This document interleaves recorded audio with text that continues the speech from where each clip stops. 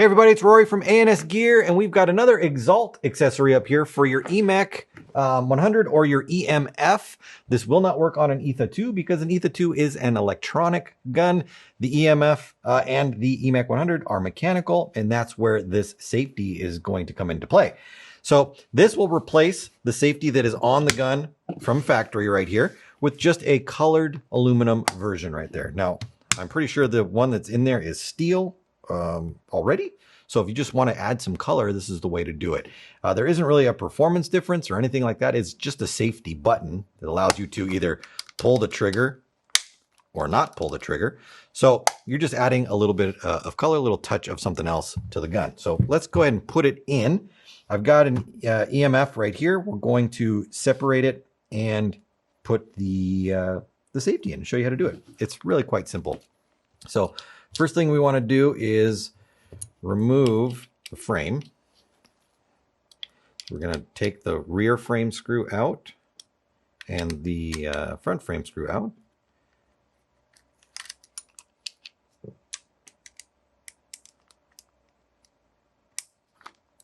And then we'll be able to separate the two pieces from each other. And again, we don't want to lose these, so we're going to keep them together. We can do that, pull that out. All right, so here we have our lower frame assembly right here. We've got our trigger, we've got our valve assembly back here, and then underneath here is our trigger return spring and our safety. So as the safety sits in here, it won't fall out. It can't go anywhere. That's because this upper bracket right here is actually what holds the safety in place. It doesn't allow the safety to slide all the way out.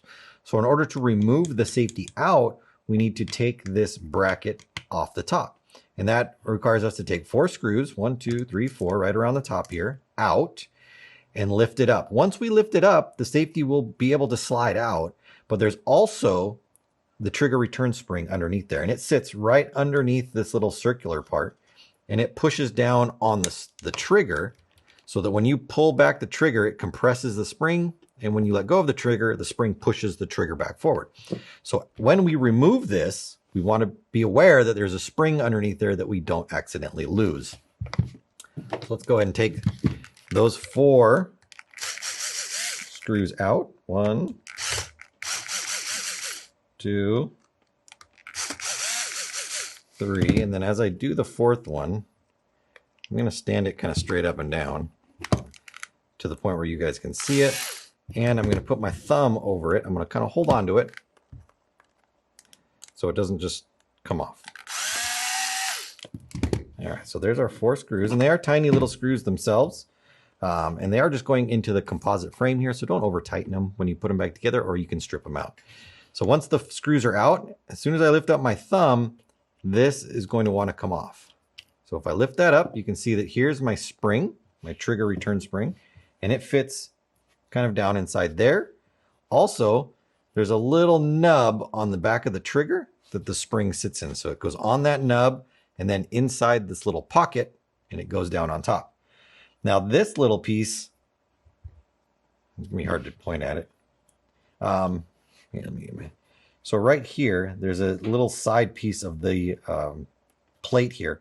This is what the safety rocks over, and kind of that's what keeps the safety in place right there, and it doesn't allow it to come all the way out.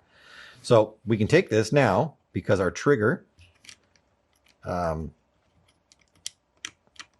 is free to move without the plate being above it, and we can slide our safety right out.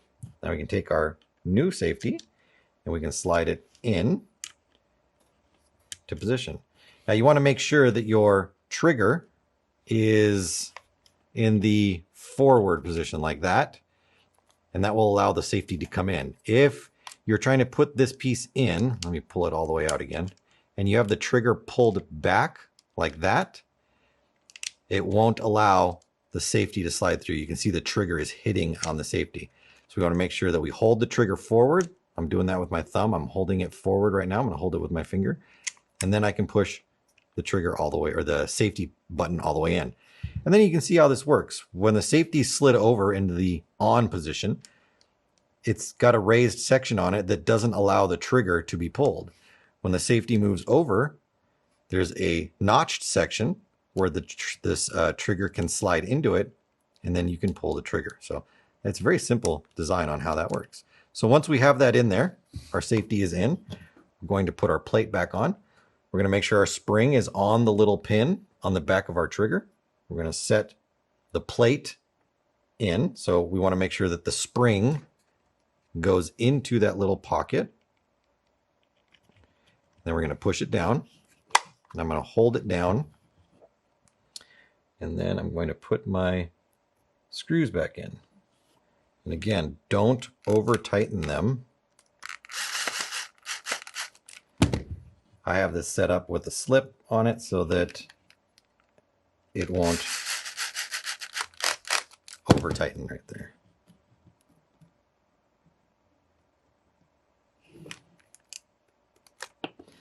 If you are doing this by hand with a hand screwdriver, make sure that you're using the right size Phillips screwdriver.